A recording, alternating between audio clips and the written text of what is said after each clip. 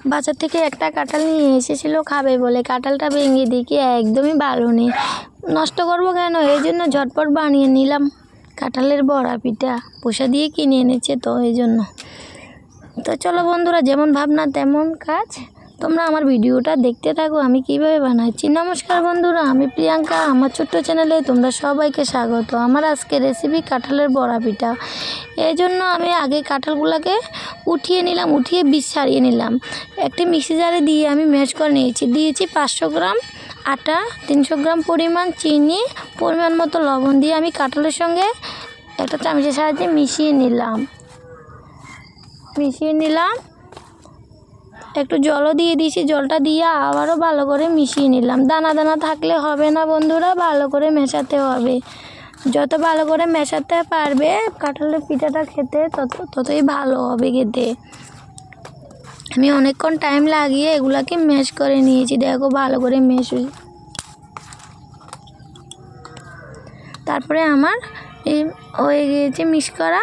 তারপরে কড়াইয়ে পরিমাণ মতো আমি তেল দিয়ে দিয়েছি। দিয়ে এবারে আমার ছোট বড় আমার পছন্দ অনুযায়ী চাই যে এগুলাকে ভেজে নেব। তোমরা তোমাদের পছন্দ অনুযায়ী চাই যে ভাজতে পারো, কোনো অসুবিধা নেই।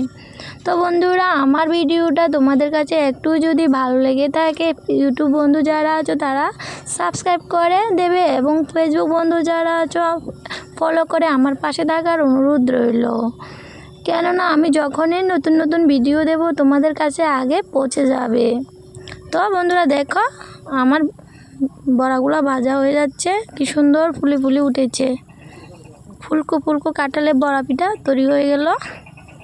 কাঁঠালটা আর ফেলে দিতে হয়নি। কাঁঠালটা দিয়ে আমি পিঠে বানিয়ে সবাইকে দিয়েছি। পিঠা বানিয়ে সবাই খেয়ে নিয়েছে, আর খেতেও বেশ হয়েছে বন্ধুরা। আমার তো অনেক ভালো লেগেছে, এই প্রথমবার আমি বানালাম।